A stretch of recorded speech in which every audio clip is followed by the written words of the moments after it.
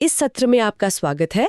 आज हम 1857 के उस दौर को गहराई से समझने की कोशिश करेंगे, जिसे अक्सर भारत का पहला स्वतंत्रता संग्राम कहा जाता है। बिल्कुल, एक ऐसी घटना जिसने वाकई हिंदुस्तान के इतिहास की धारा ही बदल दी। हाँ, और हमारे पास स्रोत के तौर पर 1857 Chronicle of the great revolt के कुछ अंश है। ये वो बारीकियां हैं जो अक्सर परीक्षाओं की तैयारी करने वालों के लिए भी, हाँ, उनके लिए तो बहुत महत्वपूर्ण है। और इतिहास में दिलचस्पी रखने वाले किसी भी व्यक्ति के लिए भी।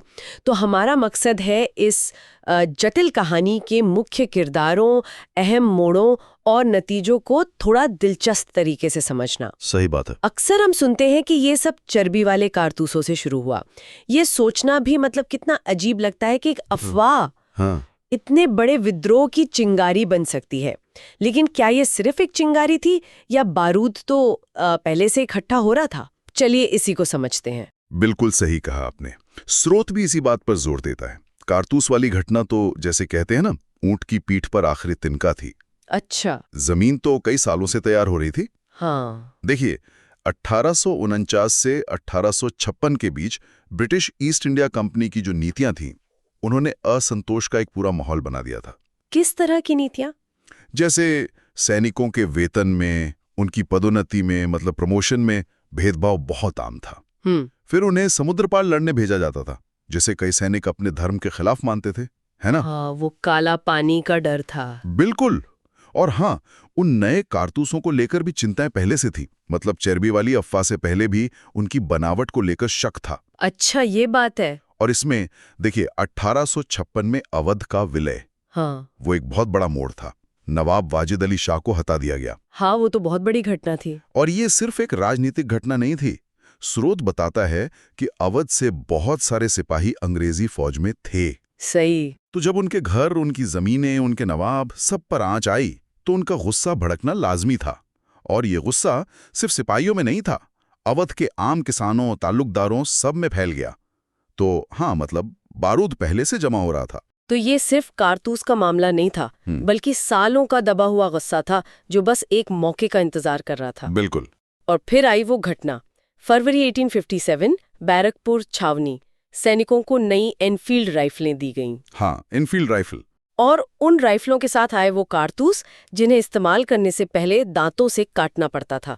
और तभी ये अफवाह जंगल की आग की तरह फैली कि इन पर गाय और सुअर की चर्बी लगी है। हाँ, हिंदुओं के लिए गाय पवित्र, मुसलमानों के लिए सुअर हराम। दोनों को लगा कि ये जानबूझकर उनके धर्म को भ्रष्ट करने की साजिश है। जाहिर है, ये बहुत संवेदनशील मामला था। इसी माहौल में 29 मार्च 1857 को बैरकपुर में ही मंगल पांडे नाम के एक सिपाही ने आवाज उठाई। हाँ, उन्होंने इन कारतूसों के इस्तेमाल से इनकार किया और गुस्से में अफसरों पर हमला कर दिया। उन्हें फौरन पकड़ लिया गया और सिर्फ 10 दिन बाद 8 अप्रैल को फांसी दे दी गई। स्रोत ये भी कहता है कि शायद उनका इरादा कोई देशव्यापी विद्रोह शुरू करना नहीं था। हाँ, ऐसा लगता है कि वो एक तात्कालिक एक भावनात्मक प्रतिक्रिया ज्यादा थी। लेकिन उनकी फांसी ने चिंगारी को हवा दे दी। बात बैरकपुर से दूसरी छावनियों तक पहुंच गई। और फिर मेरठ। हाँ, ठीक 1 महीने बाद 9 मई 1857 को मेरठ छावनी में एक और बड़ी घटना हुई।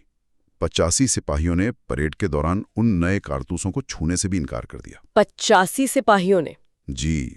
और स्रोत बताता है कि उन्हें सजा भी बड़ी अपमानजनक दी गई। उनकी वर्दियां फाड़ी गईं, उन्हें बेड़ियों में जकड़ा गया। सबके सामने? हाँ, भरी सभा में।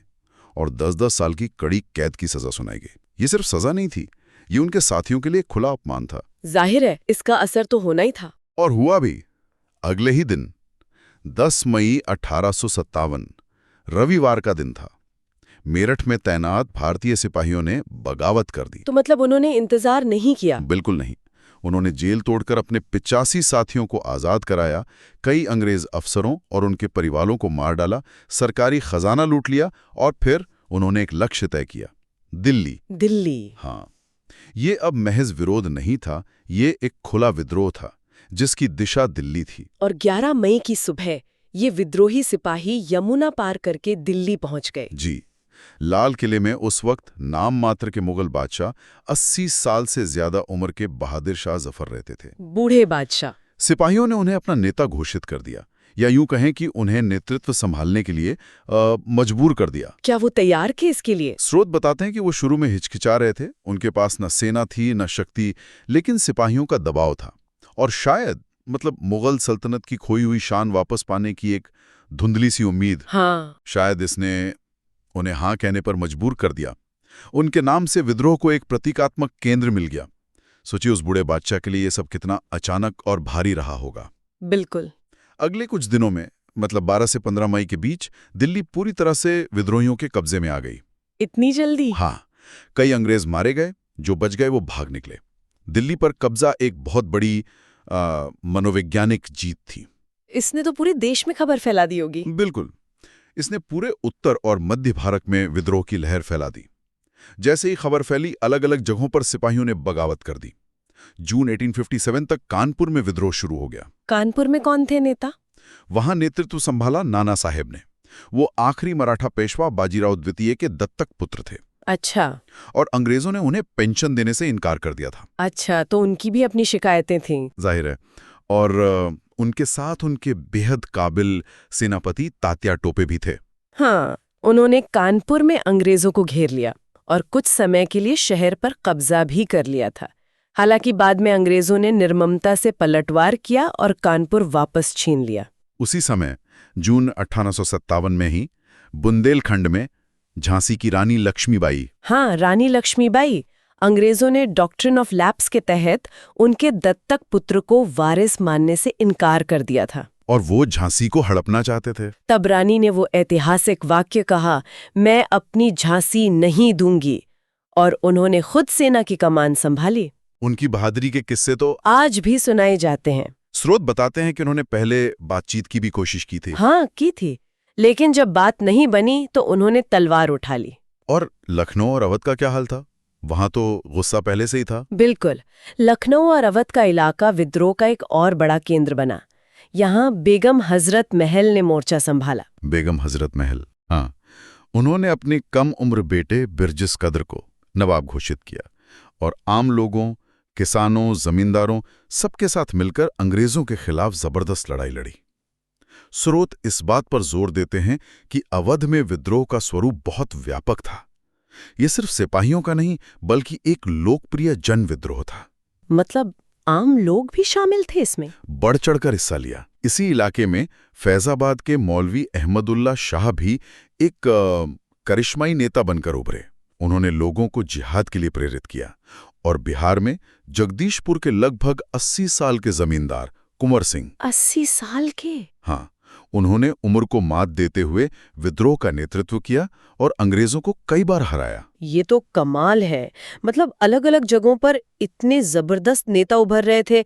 नाना साहब, रानी लक्ष्मीबाई, बेगम हजरत महल, कुंवर सिंह, मौलवी अहमदुल्ला शाह। हाँ, स्थानीय नेतृत्व बहुत मजबूत था। पर क्या स्रोत इस बारे में कुछ बताता है कि इनके बीच कोई तालमेल, कोई कोऑर्डिनेशन बनाने की कोशिश हुई थी, या सब अपनी अपनी लड़ाई लड़ रहे थे? हाँ। ये एक बहुत महत्वपूर्ण सवाल है, और यहीं इस विद्रोह की एक बड़ी कमजोरी छिपी थी, जिस पर स्रोत भी इशारा करते हैं। अच्छा। ये सभी नेता बेशक बहुत बहादुर थे, अपने अपने इलाकों में प्रभावशाली थे, लेकिन उनके बीच कोई केंद्रीय संगठन या आपसी समन्वय वो न के बराबर था। मतलब कोई सेंट्रल कमांड नहीं थी? हाँ, कह सकते हैं। कुछ चिट्ठी पत्री या संदेश भेजे जाने के उदाहरण मिलते हैं, लेकिन कोई साझा रणनीति या कमान संरचना नहीं बन पाई।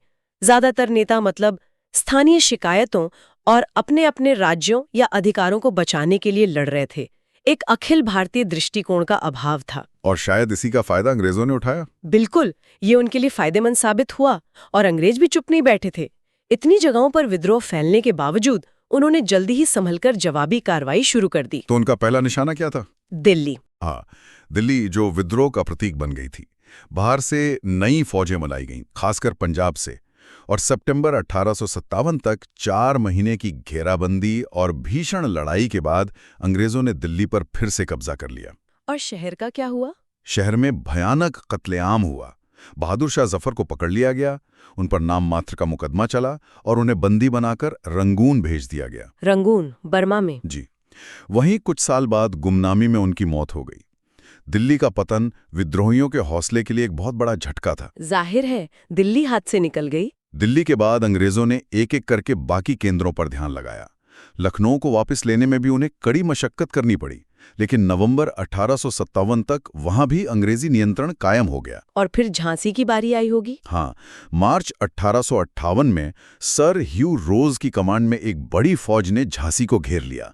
रानी लक्ष्मीबाई ने किले की जबरदस्त हिफाजत की, जैसा स्रोत में भी वर्णन है। लेकिन आखिरकार उन्हें किला छोड़ना पड़ा, पर वो रुकी नहीं। वे तात्या टोपे के साथ मिलकर ग्वालियर पहुंची, वहां के किले पर कब्जा किया और लड़ाई जारी रखी ग्वालियर में। और फिर आया वो दिन 18 जून 1858। ग्वालियर के पास कोटा की सराय में अंग्रेजों से लड़ते हुए रानी लक्ष्मीबाई ने वीर गति पाई। महज 29 साल की उम्र में। हाँ, उन्होंने जो बहादुरी दिखाई उसने उन्हें हमेशा के लिए अमर कर दिया। उनकी शहादत विद्रोह के इतिहास का एक बेहद मार्मिक और प्रेरणादायक अध्याय है। सच में। रानी लक्ष्मीबाई की मृत्यु और ग्वालियर पर अंग्रेजी कब्जे के बाद विद्रोह लगभग समाप्त हो गया। तात्या टोपे कुछ समय तक गुरिल्ला लड़ाई लड़ते रहे, लेकिन अप्रैल 1859 में उन्हें भी पकड़कर फांसी दे दी गई। तो सितंबर 1858 तक सब शांत हो गया। ज्यादातर, मतलब विद्रोह शुरू होने के लगभग 1.5 साल बाद अंग्रेजों ने ज्यादातर इलाकों पर अपना नियंत्रण फिर से मजबूती से स्थापित कर लिया था। इसमें उनकी किन चीजों का हाथ था? बेहतर सेना, हाँ, उनकी संगठित सेना, बेहतर हथियार जैसे वो नई राइफलें और तोपें थीं, उनकी केंद्रीय कमान और संचार के बेहतर साधन, खासकर टेलीग्राफ। हाँ, टेलीग्राफ ने उन्हें तेजी से सूचनाएं पहुंचाने और सेनाएं भेजने में बहुत मदद की। स्रोत इस बात को रेखांकित करते हैं कि अंग्रेजों की रणनीति और संसाधनों के सामने विद्रोहियों का बिखरा हुआ प्रतिरोध टिक नहीं पाया। इतनी वीरता, इतना बलिदान, इतना फैलाव, फिर भी ये विद्रोह कामयाब क्यों नहीं हो पाया? स्रोत किन बातों पर ज्यादा जोर देता है? कोई एक कारण सबसे भारी पड़ा? देखिए, स्रोत कई कारणों का विश्लेषण करते हैं और ये सभी मिलकर असफलता की वजह बने। पहला और शायद सबसे अहम कारण, जैसा हमने पहले भी जिक्र किया, एक एकीकृत और प्रभावी नेतृत्व का अभाव। हाँ, वो बहादुर शाह जफर वाली बात। हाँ, वो सिर्फ नाम के नेता थे, बाकी नेता अपने अपने इलाकों तक सीमित थे, उनमें तालमेल नहीं था। ठीक है, दूसरा कारण? दूसरा, अंग्रेजों के पास सैन्य ताकत, तकनीक और संसाधन कहीं ज्यादा थे। उनकी सेना ज्यादा अनुशासित और प्रशिक्षित थी। और तीसरा, ये विद्रोह पूरे भारत में नहीं फैला। दक्षिण और पश्चिम भारत काफी हद तक शांत रहा। पंजाब और गोरखा रेजिमेंटों ने तो अंग्रेजों का साथ दिया। अच्छा, मतलब भारत के ही कुछ हिस्सों ने साथ नहीं दिया, बल्कि कुछ ने तो अंग्रेजों का साथ दिया। कई बड़े रजवाड़े जैसे सिंधिया, होलकर, निजाम, राजपुताना के राजा, ये सब अंग्रेजों के वफादार बने रहे। और आम लोगों में पढ़े लिखे वर्ग ने क्या किया? पढ़े लिखे मध्य वर्ग और व्यापारी समुदाय के एक बड़े हिस्से ने भी विद्रोह से दूरी बनाए रखी। शायद उन्हें अंग्रेजी राज में अपनी स्थिरता और आर्थिक हित ज्यादा सुरक्षित लगते थे। तो मतलब अंदरूनी समर्थन या तटस्थता ने भी अंग्रेजों की मदद की? बिल्कुल, इसने अंग्रेजों की स्थिति काफी मजबूत कर दी। इसके अलावा विद्रोहियों के पास भविष्य का कोई स्पष्ट नक्शा या साझा राजनीतिक लक्ष्य भी नहीं था कि अंग्रेजों को हटाने के बाद वो कैसी व्यवस्था चाहते हैं। हाँ, ये भी अहम है। और प्रभावी संचार की कमी, उसने बिखरी हुई ताकतों को एकजुट होने ही नहीं दिया। तो सिर्फ अंग्रेजों की ताकत ही नहीं, बल्कि एकता की कमी और अंदरूनी समर्थन का अभाव भी बड़ी वजह बनी। ठीक है, ये तो हुई असफलता की बात, पर क्या सब कुछ बेकार गया? इस विद्रोह के नतीजे क्या निकले, फौरी तौर पर और लंबे समय के लिए? नहीं, बिल्कुल बेकार नहीं गया। इसके नतीजे बहुत गहरे और दूरगामी साबित हुए। सबसे बड़ा और फौरी नतीजा तो ये हुआ कि भारत में ईस्ट इंडिया कंपनी के राज का खात्मा हो गया। कंपनी राज खत्म? हाँ, जिस कंपनी ने 100 साल से ज्यादा भारत पर हुकूमत की थी, उसे भंग कर दिया गया। 1 नवंबर 1858 को महारानी विक्टोरिया ने घोषणा जारी की, जिसे क्वींस प्रोक्लेमेशन कहते हैं। अच्छा, क्वींस प्रोक्लेमेशन। जी, और भारत का शासन सीधे ब्रिटिश ताज यानी ब्रिटिश सरकार के अधीन आ गया। भारत अब औपचारिक रूप से ब्रिटिश साम्राज्य का हिस्सा बन गया। वाइसराय का नया पद बनाया गया, जो सीधे ब्रिटिश सरकार को जवाबदेह था। ये एक बहुत बड़ा प्रशासनिक और राजनीतिक बदलाव था। ये तो बहुत बड़ा बदलाव था। और दूर तक देखें तो क्या सेना या समाज में कुछ बदला? लंबे समय में इसका असर क्या रहा? हाँ, लंबे समय के असर भी बहुत महत्वपूर्ण थे। अंग्रेजों ने भारतीय सेना का पूरी तरह पुनर्गठन किया। सेना में क्या बदलाव हुए? भारतीय सैनिकों की संख्या घटाई गई और यूरोपीय सैनिकों की तादाद बढ़ाई गई। तोपखाने जैसे महत्वपूर्ण विभाग पूरी तरह अंग्रेजों के हाथ में रखे गए। अच्छा, साथ ही सेना में जानबूझकर फूट डालो और राज करो की नीति अपनाई गई। वो कैसे? जाति, धर्म और क्षेत्र के आधार पर अलग अलग रेजिमेंट बनाई गई। Sikh regiment, Gorkha regiment, Rajput regiment, ताकि उनमें आपसी एकता न पनप सके और वो एक होकर फिर से बगावत न कर सकें। ये चालाकी थी। बिल्कुल। भारतीय राजाओं और नवाबों के प्रति भी नीति बदली गई। वो विलय की नीति, डॉक्ट्रिन ऑफ लैप्स, वो खत्म कर दी गई। अच्छा, तो अब राज्य हड़पना बंद। हाँ, अंग्रेजों ने वादा किया कि वो अब उनके राज्यों को नहीं हड़पेंगे, बशर्ते वो ब्रिटिश सत्ता को सर्वोपरि माने। अंग्रेजों ने यह भी सबक सीखा कि भारतीयों के सामाजिक और धार्मिक मामलों में ज्यादा दखलंदाजी खतरनाक हो सकती है, तो उन्होंने थोड़ी सावधानी बरतनी शुरू कर दी। और सबसे अहम नतीजा क्या रहा, आप क्या मानते हैं? शायद सबसे अहम और सकारात्मक दूरगामी परिणाम यह था कि इस विद्रोह ने अपनी तमाम कमियों और असफलता के बावजूद पहली बार बड़े पैमाने पर भारतीयों के मन में एक साझी पहचान और अंग्रेजी राज के खिलाफ राष्ट्रीय भावना जगाई। राष्ट्रीय भावना का उदय। हाँ, मंगल पांडे, रानी लक्ष्मीबाई, तात्या टोपे जैसे नायकों के बलिदान ने आने वाली पीढ़ियों को प्रेरित किया। इस विद्रोह ने, कह सकते हैं अनजाने में ही, भारत के भविष्य के स्वतंत्रता संग्राम की नींव रख दी। यानी हार कर भी इसने भविष्य की जीत की नींव रख दी। तो आज हमने 1857 के विद्रोह के कई अहम पहलू समझे। कैसे ये सिर्फ चर्बी वाले कारतूसों का मामला नहीं था, बल्कि सालों के असंतोष का नतीजा था। बिल्कुल। हमने बहादुर शाह जफर, नाना साहिब, रानी लक्ष्मीबाई, बेगम हजरत महल जैसे प्रमुख किरदारों और उनके संघर्ष को जाना। हाँ, और उनके स्थानीय संघर्ष को भी। हमने देखा कि कैसे नेतृत्व की कमी, संसाधनों का अंतर, पूरे देश का साथ न मिलना और एक स्पष्ट लक्ष्य के अभाव जैसे कारणों से ये असफल हुआ। सही। और सबसे महत्वपूर्ण, इसके नतीजे ईस्ट इंडिया कंपनी का अंत, ब्रिटिश ताज का सीधा शासन और भारतीय राष्ट्रवाद का उदय। बिल्कुल। और अंत में एक सवाल सोचने के लिए छोड़ जाते हैं, जिस पर स्रोत हमें विचार करने को प्रेरित करता है। हाँ, क्या सवाल है? अक्सर इस घटना को इतिहास की किताबों में सिपाही विद्रोह या सिपोय म्यूटिनी कहा जाता है। हाँ, कहते हैं। लेकिन क्या ये नाम इसकी हकीकत बयान करता है? क्या ये उन लाखों किसानों, दस्तकारों, आदिवासियों और आम लोगों के संघर्ष और बलिदान को कम करके नहीं आंकता, जिन्होंने सिपाहियों के साथ कंधे से कंधा मिलाकर इसमें हिस्सा लिया, खासकर अवध जैसे इलाकों में? सोचने वाली बात है। स्रोत हमें याद दिलाता है कि यह कहीं ज्यादा गहरा और व्यापक था, एक तरह का जन विद्रोह। तो क्या इसे सिर्फ सिपाही विद्रोह कहना इतिहास की एक सीमित व्याख्या नहीं है?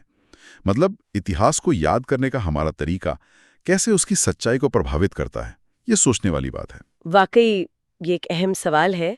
इस